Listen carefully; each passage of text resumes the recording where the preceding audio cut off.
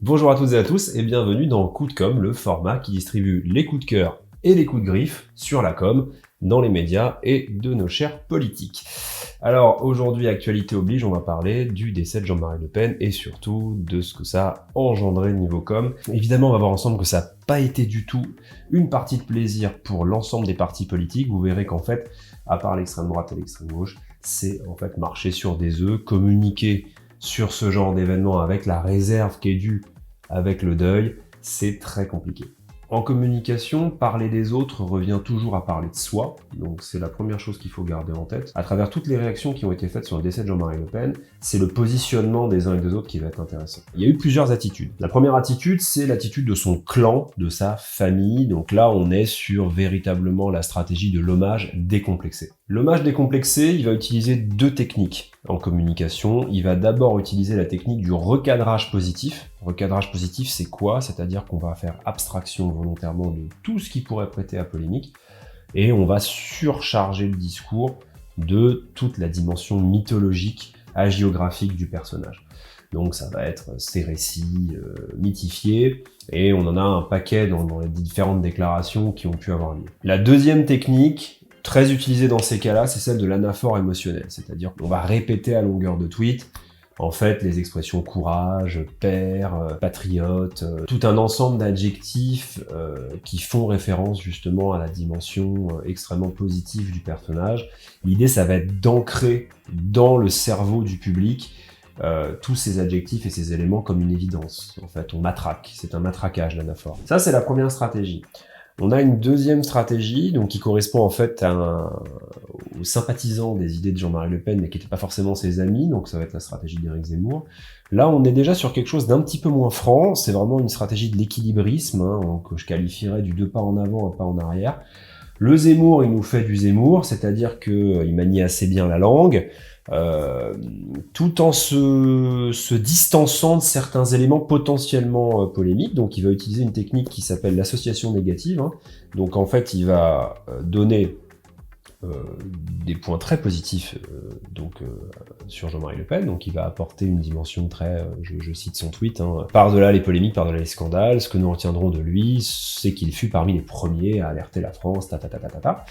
Mais l'association négative, c'est qu'on a entendu polémique et on a entendu scandale au tout début de sa phrase. Donc en fait, vous associez négativement les choses. Et donc après, il tempère cette négativité avec la dimension positive. Donc en fait, c'est clairement un discours à double niveau. Le discours à double niveau, Zemmour, il le manie très bien. Et dans le cas de Le Pen, ça correspond aussi à un électorat qu'il chasse. Et en même temps, il n'a pas envie d'être associé aux casseroles du père Le Pen. La troisième stratégie, ça va être celle de la reconnaissance nuancée. La reconnaissance nuancée qu'on qualifiera de ni trop peu, ni pas assez. Voilà, donc on est dans un ni trop peu, en fait.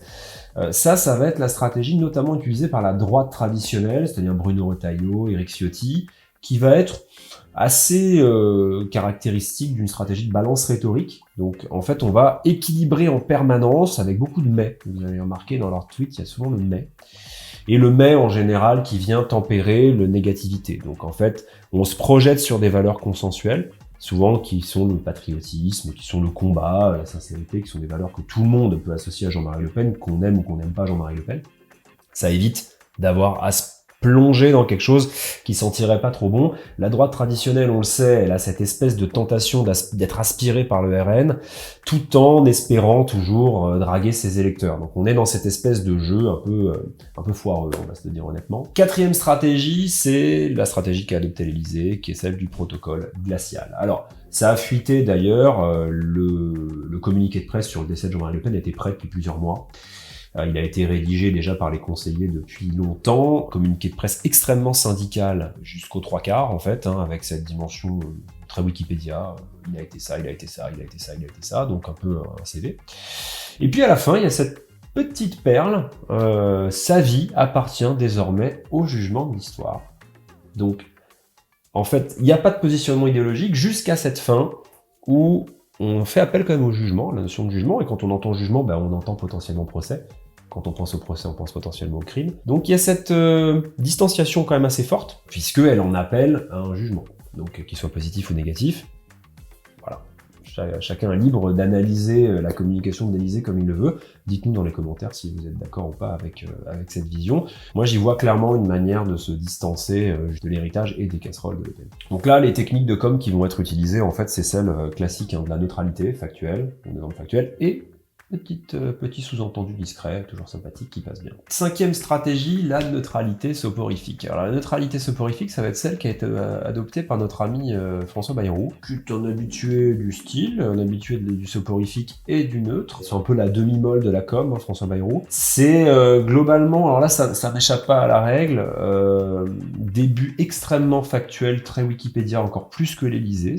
Ça a été une figure politique de la vie française, je crois, c'est un truc comme ça. Il aura été une figure politique de la vie politique, un truc extrêmement plat.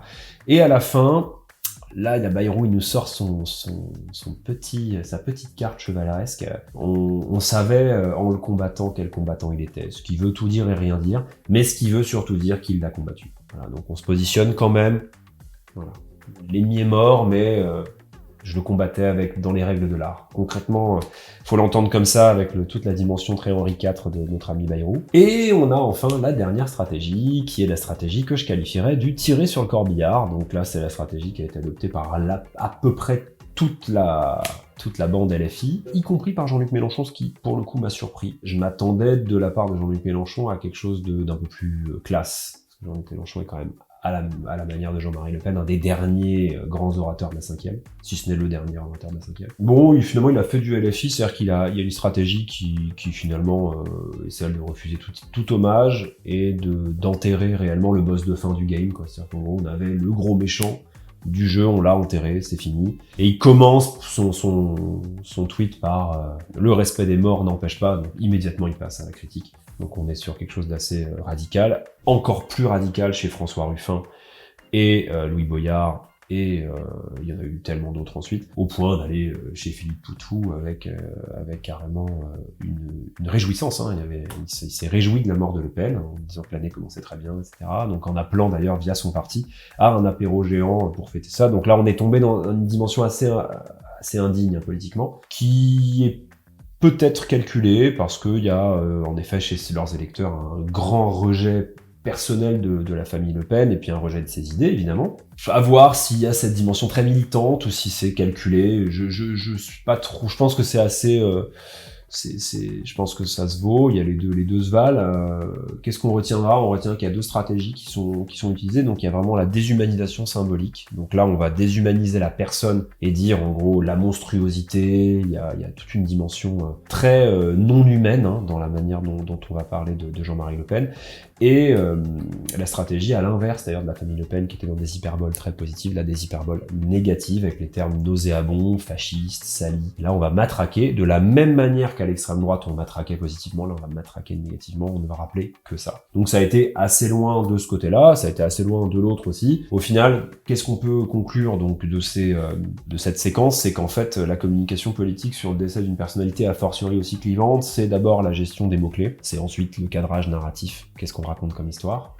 Finalement, il y a toujours plusieurs histoires dans la même histoire, donc c'est un personnage comme ça, on en dit ce qu'on en veut, finalement. Et l'ambiguïté, la maîtrise de l'ambiguïté, c'est quand même la clé en communication, puisqu'on s'aperçoit quand même que 80% des messages suite à la mort de Jean-Marie Le Pen sont des messages ambigus, finalement, à part à l'extrême droite, à l'extrême gauche, c'est très marqué. Et la tonalité institutionnelle aussi, qu'on retiendra, donc qui est au centre. Donc on a à la fois deux opinions marquées, de l'ambigu, et puis au centre cette espèce de froideur institutionnelle et républicaine. Dites-nous si dans les commentaires ce que vous en pensez, si les analyses vous paraissent logiques ou pas du tout, si on s'est complètement planté, et puis si vous avez des avis, des choses qui n'ont pas été dites, dites-le nous dans les commentaires. En tout cas, on se retrouve très vite pour un nouveau débrief, pour un futur coup de cœur ou un futur coup de brief sur la com. Ciao.